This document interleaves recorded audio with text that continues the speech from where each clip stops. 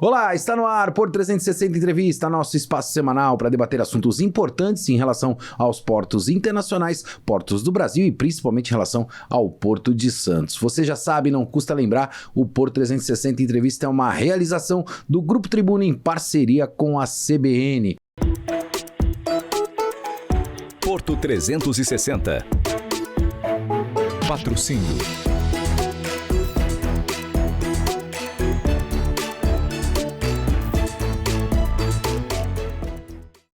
Essa semana é semana de programa em família. Vou entrevistar a querida doutora Eliane Ottaviano, que é diretora da MLaw Academy e também minha madrinha no setor portuário. Seja bem-vinda, madrinha. Obrigada, meu querido afilhado. Estávamos comentando que há encontros na vida que a gente não explica, né? Que eu acho que são presentes realmente do universo. E você é um deles. São um encontro de almas, né? Eu estava aqui recordando, a gente estava conversando nos bastidores, transformar isso público, né? Tornar isso público, de que eu entrevistei a doutora Eliane Ottaviano, acho que uns 7, 8 anos atrás. E quando terminou a entrevista, eu falei, doutora, eu não vou mais te largar. E não larguei, né? Eu acho que eu cumpri minha promessa. Ainda bem, né? E foi uma sensação, assim, realmente, falei, nossa, energia, assim, que fluiu como se fosse realmente um reencontro. São as coisas que a gente... São milagres, ou então são mistérios que a gente não explica, né? Isso é uma grande verdade. E, doutora, a gente veio construindo projetos, né? Vou começar por aí esse bate-papo gostoso hoje. E quando eu cheguei no Grupo Tribuna, né?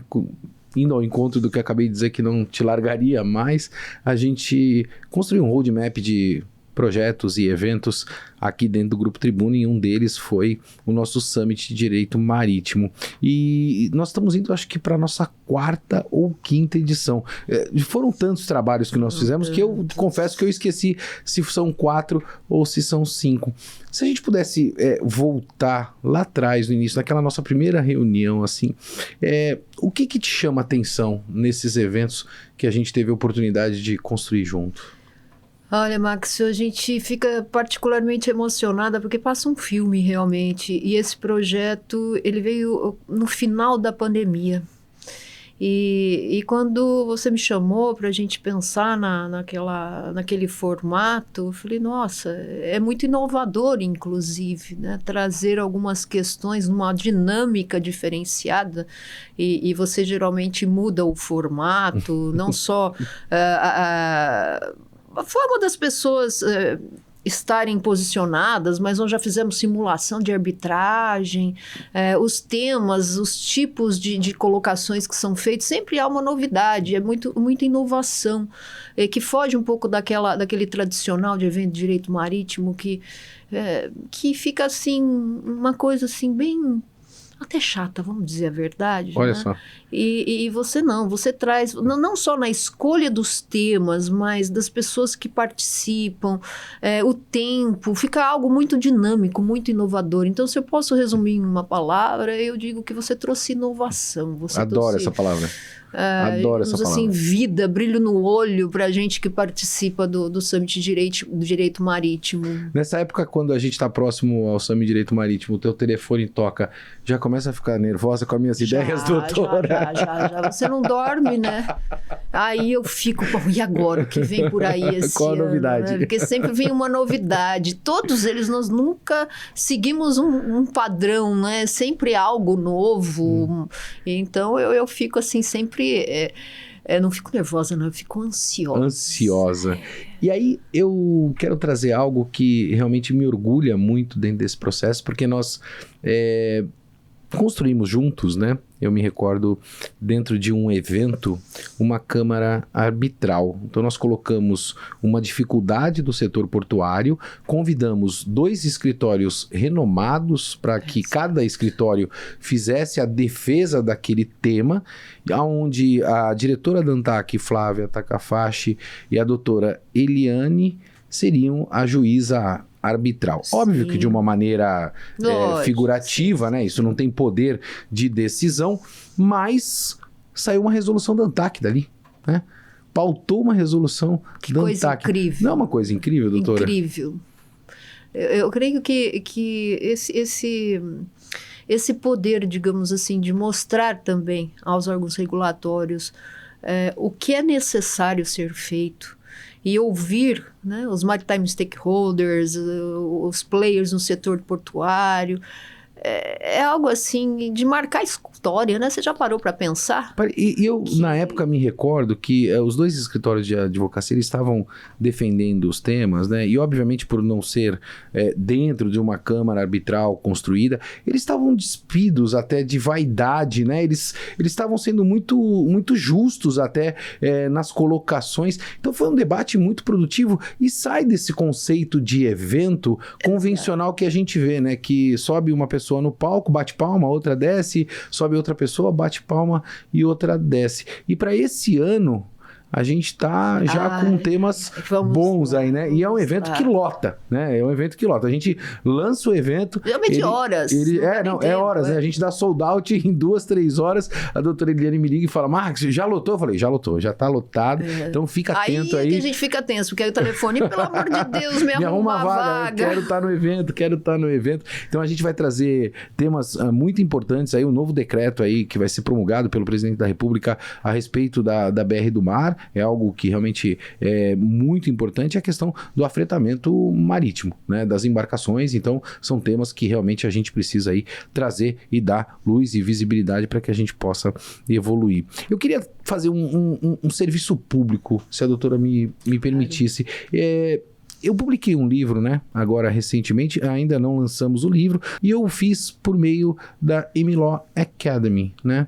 Doutora, se um advogado hoje, né, ele quiser publicar um livro, ele pode procurar a MLaw para publicar? Claro, inclusive essa publicação do seu livro me deixou assim muito feliz, né? Não só pela qualidade da obra, a forma pela qual ela foi escrita. Lembrando que a doutora que revisou meu livro, viu? Olha a responsabilidade. Uma proximidade ao leitor, a gente se envolve realmente, e trazer também aqueles textos tão importantes em comemoração até os 130 anos do Grupo Tribuna, é particularmente uma emoção para nós, né? A MLaw, ela é uma escola, né, de graduação, pós-graduação, curso de capacitação em geral, tem uma revista própria e agora resolvemos também ser editora. Por quê? Para que sejamos, assim, uma empresa direcionada para a difusão do conhecimento de uma maneira geral, na área marítima, portuária, aduaneira.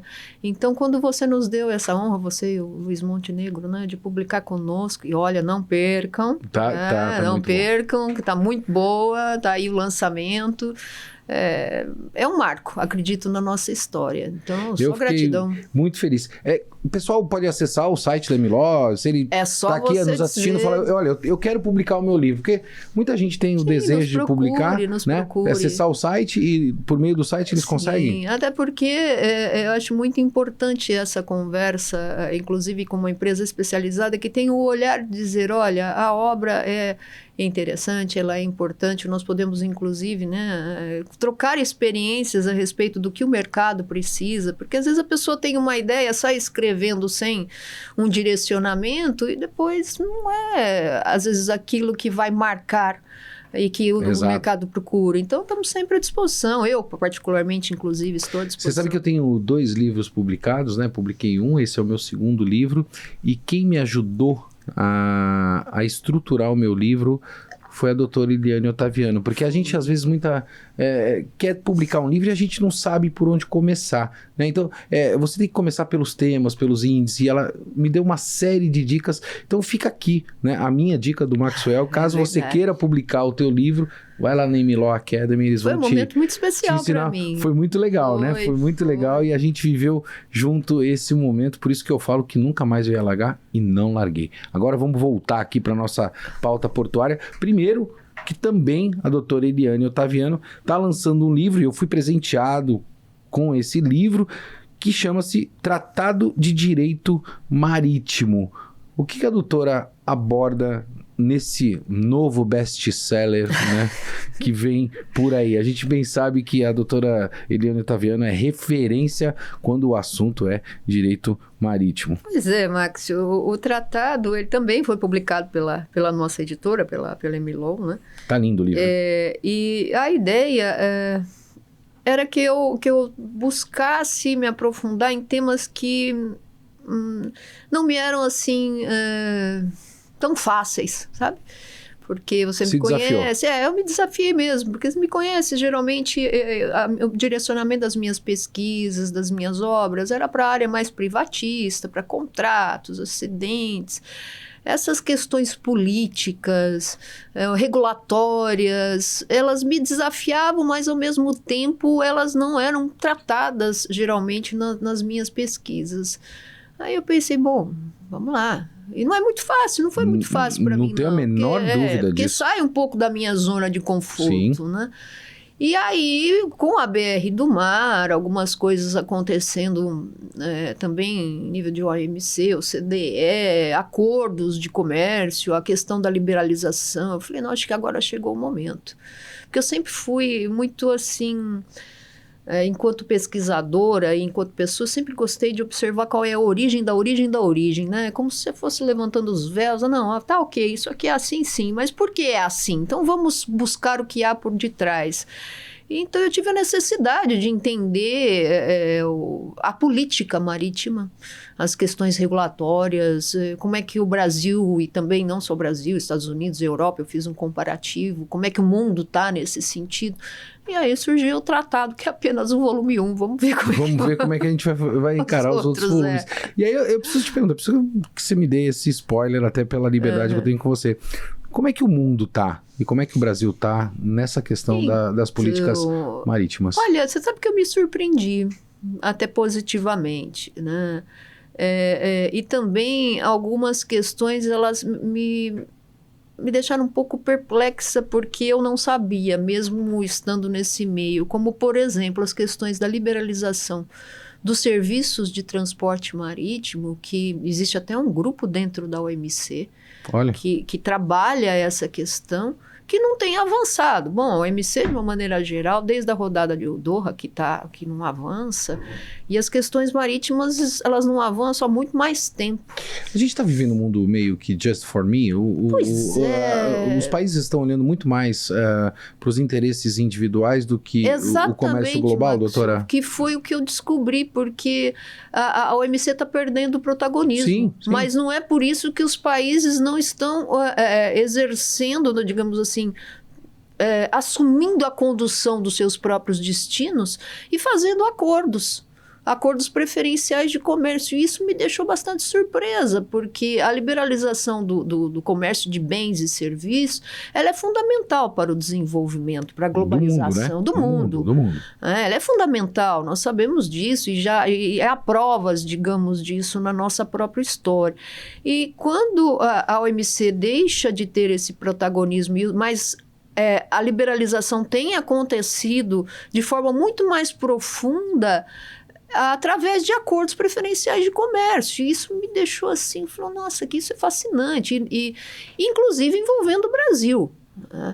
Nós estamos... Isso não se agrava, doutora, quando os países deixam de respeitar os tratados também? Pois é, mas na questão regulatória, talvez isso até favoreça o respeito aos tratados, porque há necessidade de haver uma coerência, uma convergência regulatória. Então, quando você faz parcerias entre os estados, eles têm que caminhar, digamos assim, de uma certa maneira no mesmo sentido. Isso quando a gente olha para dentro de casa, né? Para dentro do país, né? Mas mundialmente falando, até pela falta de protagonismo da própria OMC, a gente bem sabe que muitas vezes tratados não são respeitados.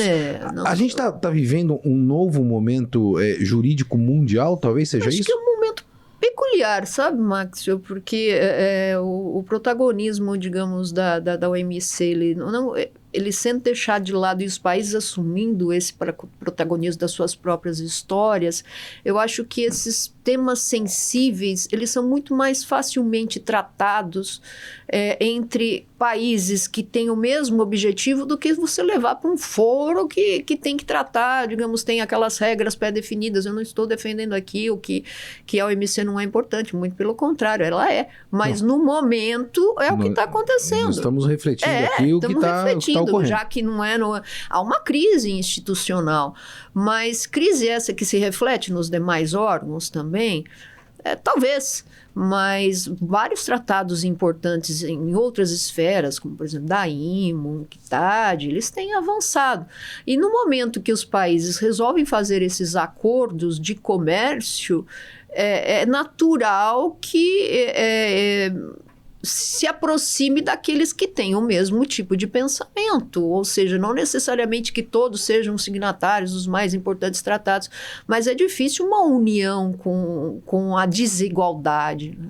É difícil, então há uma certa forma, dentro dos próprios acordos, uma necessidade de uma coerência, de uma convergência regulatória. E como é que você protege, né? A gente está falando da OMC, como é que você protege países que não têm a força do capital, como países como os Estados Unidos, por exemplo, né, que está impondo uma série de taxas agora, com tratados que não sejam bilaterais, doutora? Pois é, essa é uma preocupação, né? Porque a OMC ela tem um peso, digamos assim, inclusive de sancionar determinadas questões, mas até o tribunal, digamos, de apelação da OMC, ele está parado. Então, existe um acordo que os países fizeram para resolver, enquanto não se resolve essa questão no âmbito da OMC, como é que vai tratar essas questões. Agora, é lógico que a gente se preocupa realmente com esses países que nós chamamos menos favorecidos. Porque até nesses tratados, por exemplo, o que envolve o Brasil, nós estamos diante de uma revolução que vai envolver o mega tratado Mercosul-União Europeia, que já foi concluído, é uma realidade. É uma realidade. E o Brasil, especialistas dizem que será o país mais beneficiado nesse acordo. Será que não é mais uma grande cortina de fumaça política, doutora? Porque essa é uma das preocupações. A gente já ouviu tantos tratados que estão colocados na mesa, de que realmente estão concluídos e de que vão facilitar a vida, principalmente para a América do Sul, e que, na verdade, muitas vezes são moeda de troca para outras questões? Ou é uma miopia minha, doutora? A preocupação é que será um benefício ou será que seremos engolidos, né? Exato, porque na verdade é uma moeda de troca. Sim, né? E ele pode ser um cavalo de Troia. E mais, o interessante desses mega acordos, por que eles inclusive são chamados mega acordos? Porque eles tratam temas no âmbito da liberalização do comércio de bens e serviços extra OMC, ou seja, temas que não são tratados na OMC. Eles agregam outros, como concorrência, a questão de outras TRIPs, investimentos. O TRIPs é propriedade industrial, investimento. Além, a gente diz que é o OMC Plus ou OMC Extra, porque eles extrapolam aquilo que o próprio GATT e o GATS e outros tratados no âmbito da OMC determinam em termos de liberalização. Eles vão muito além. E ao ir além, a questão das questões críticas que quase emperrou o acordo, né, Mercosul e União Europeia, foi a questão agrícola, que é uma questão muito sensível. Mas há uma questão também muito importante, que o tratado, o acordo, né, o acordo preferencial de comércio entre o Mercosul e a União Europeia prevê a liberalização de serviços de transporte marítimo. Tá aí. Estamos preparados para essa concorrência, Maxwell? Esse é o ponto, né? E aí, quando a gente olha para a questão concorrencial, obrigatoriamente eu quero trazer algo aqui, até para a reflexão da doutora, de que eu li um artigo em um grande veículo, né, internacional, em certa oportunidade, de que o dinheiro está mudando de mão, né, principalmente com as gerações, né? Então a geração vai mudando e aí, obviamente, os grandes líderes, por uma questão natural da vida, acabam falecendo, e aí você tem novas pessoas assumindo determinadas posições, o que faz o dinheiro transitar de mão com novas ideias também. Exato. E obrigatoriamente a gente tem de concordar de que a gente tem uma centralização da verticalização dos negócios. Exatamente. E isso afeta naturalmente a regulação, né, do comércio toda a razão. internacional. A gente vai ter celeridade, não só no Brasil. No Brasil eu não acredito, tá, doutora? Mas assim, mundialmente falando, celeridade jurídica para acompanhar essa voracidade do capital, a gente acompanhou mais recentemente uma grande empresa adquirindo aí mais de 60 terminais espalhados pelo mundo. Se você tem mais de 60 terminais espalhados pelo mundo, você tem a rota do mundo do comércio internacional. Exatamente. Como é que a gente regula isso, né? Com esse arcabouço legal tão complexo que a gente tem pelo mundo? Então, Axel, essa é uma questão muito complexa, né? Porque eu até passei dias e dias pensando sobre isso quando eu estava escrevendo, e ainda é uma questão que me incomoda. Porque quando se liberaliza o comércio de uma maneira geral, isso não significa que você deve desregulamentar. Sem dúvida. Ou deixar de regular. Até porque são questões separadas. O problema até. Se o país assume uma posição protecionista ou liberalista. E a dosimetria, digamos, dessa regulação digamos, a pergunta de milhões, né? Mas como é que você protege o que não existe? Né? Porque a gente percebe que países que não são tão desenvolvidos querem proteger uma indústria... Mas tem que existir. Que não existe. Mas ela não existe e ela tem uma dependência, né? E aí você acaba criando regras, né? E leis que impedem o próprio desenvolvimento, doutor. Esse não é o caso do Brasil. A gente quer proteger uma indústria que nós não temos. A gente está há 30, 40 anos caminhando nesse sentido, com um arcabouço legal completamente insano, se assim eu posso dizer, gerando uma instabilidade jurídica gigantesca para proteger o nada. Então, é aquilo que a gente estava falando. Então, o que tem por trás disso, né, Maxio? Então, temos que partir de políticas desenvolvimentistas para que haja essa concorrência. Porque o que você falou vai regulamentar uma concorrência que praticamente já está dominada, né? Vou dar um exemplo claro, né? Se a doutora me permitir, eu tive a oportunidade de estar na Coreia do Sul, fui visitar um estaleiro, né? E eu vi esse estaleiro construindo 20 navios, né, de mais de 300 metros, para se ter uma ideia, ao mesmo tempo. Como né? concorrer com uma indústria dessa? Como é que a gente vai impulsionar a indústria naval nacional? Não existe a menor possibilidade, né, de que a gente tenha qualquer tipo de protagonismo nesse sentido. E a gente está discutindo a indústria naval no Brasil. E a hora que o mercado é liberalizado e esses navios, ou seja, através de acordos ou tratados, etc., entram no nosso mercado, o que acontece com a indústria nacional se ela não tiver uma política voltada para o seu desenvolvimento? Você tem toda a razão. É a grande preocupação. Tá aí. Esses são alguns temas que a gente vai discutir lá no nosso Summit Direito Marítimo desse ano. Já agendado, já marcado. Fica ligado aí nas mídias sociais do Grupo Tribuna, do Porto Tribuna, para que você possa ter a oportunidade de estar presente lá conosco. Na última edição, algo muito legal aconteceu. Alunos da MLaw Academy tiveram a oportunidade de fazer perguntas para os debatedores. Eu fico imaginando o que passa na cabeça. Mas a própria Flávia foi nossa aluna, não sei se você sabe, ó. Né? A Flávia Takafashi, diretora da ANTAG, foi aluna.